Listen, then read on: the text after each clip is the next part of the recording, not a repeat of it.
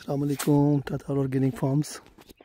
इस वक्त दिन के तकरीबन 3 बजे हैं और डॉक्टर साहब जो है ना उनके साथ हम घूम फिर रहे हैं। डॉक्टर साहब को मैंने पूरी ज़मीन का ट्रिप लगाया है। हम थोड़ी देर पहले यहाँ पार से आए और ये हमारा रत्ती गली छोटा mini rain water harvesting dam है।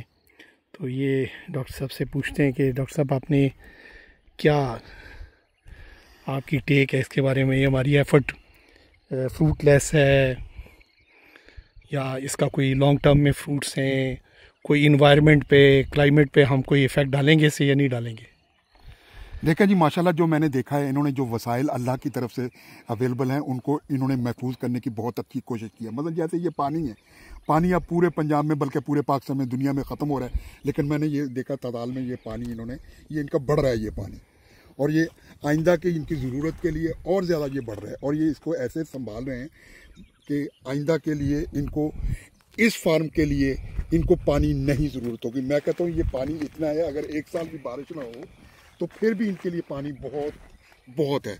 और पानी फिर दूसरा ये कि उसकी जो संभाल है ना वो बहुत अच्छी है। इसकी जो बाउंड्री इन्होंने बहुत अच्छी बनाई हुई है। और दूसरी ये है कि इसमें वो जो वो सिल्ट है वो भी नहीं आ रही, ये भी बड़ा अच्छा है इनका। मतलब ये इनका जो पानी का जो सिस्टम है ना, इससे ये 2-3 फ़ायदे उठा सकते हैं।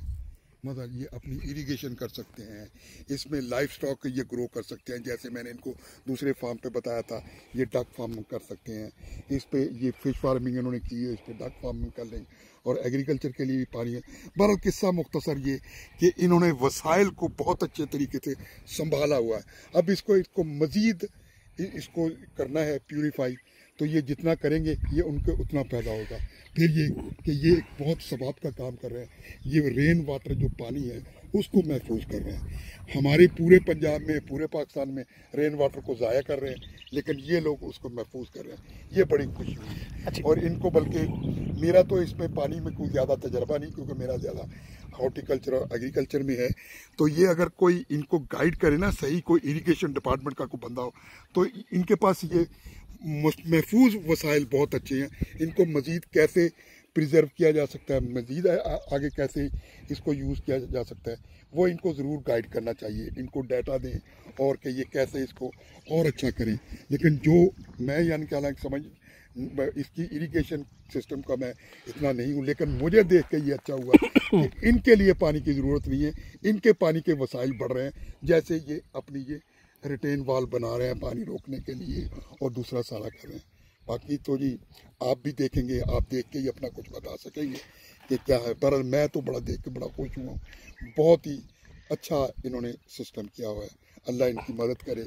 और लोग भी अगर इसको देख के इनको कोई गाइड करना चाहते हैं तो उनको करना चाहिए, यानी कि वसाइल इनके पास बहुत है। अच्छा डॉक्टर साहब, एक चीज़ जो हमेशा मुझे खटकती है कि जब इसको मैं मिनी डैम कहता हूँ या डैम कहता हूँ ना, तो मुझे कई बार फील होता है कि लोग हंसेंगे कि यार ये 8-10 कनाल 12 कनाल की क्या डैम है। तो मगर फिर साथ ही मैं ये सोचता हूँ कि हम छोटे भी तो हैं ना। हाँ, गवर्नमेंट नहीं है, ऑर्गेनाइजेशन नहीं है। आपने अपने एरिया के हिसाब से देखना ना। मैं अब जैसे कह रहा हूँ कि पूरे पंजाब में, पूरे पाकिस्तान में पानी की कोई संभाल नहीं कर रहा। ये थथाल आर्गो पानू एक थोड़ा सा मतलब 200-400 कनाल का जो फार्म है, लेकिन उस हिसाब से इनके पास वसाइल को इन्होंने बहुत अच्छे तरीके से महफूज किया।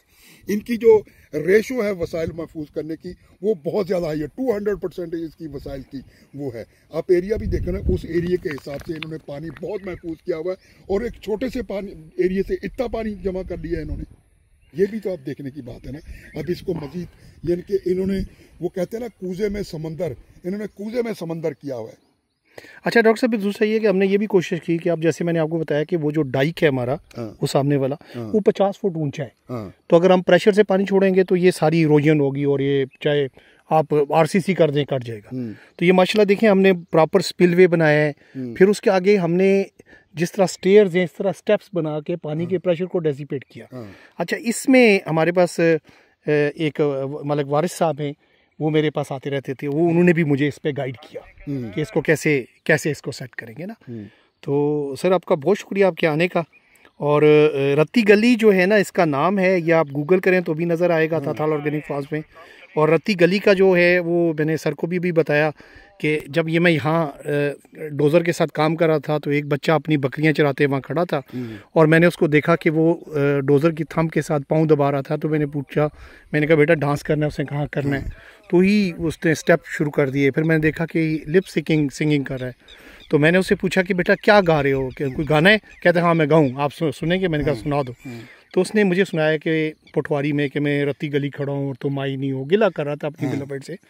तो मैंने पूछा कि बेटा ये रत्ती गली क्या है? तो उसने कहा मामू ये जो पहाड़ है ना, ये वाला, ये सामने, और इसके नीचे भी यही है। कहते हैं जैसे ही इसके बारिश की पहली कनियाँ जो है पड़ती है ना, तो ये लाल हो जाता है और ये रत्ती गली है। तो मैंने उसी दिन खड़े खड़े इस जगह को ना गूगल पे रत्ती गली के नाम से सेव कर दिया। तो ये हमारी मतलब इंटरेस्टिंग किस्म की नेमिंग कन्वेंशन भी है। तो चले डॉक्टर साहब के साथ हमारा विजिट जारी है और मैं फिर कोई इंटरेस्टिंग चीज़ हुई जहाँ डॉक्टर साहब जो है वो सर इतना धूप है और इतना मज़ा आ रहा है घूमने। बड़ी प्यारी ब्रीज चल रही है, बड़ा हवा आ रहा है, नेचर है। मैं तो एंजॉय कर, हालांकि मेरी उम्र सिर्फ 64 हो गई है, मैं इतनी धूप, लेकिन मज़ा आ रहा है देखने में ना। मतलब ये अभी सिर्फ नेचुरल वसाइल हैं, नेचुरल वसाइल देख को बड़ा अच्छा लग रहा है।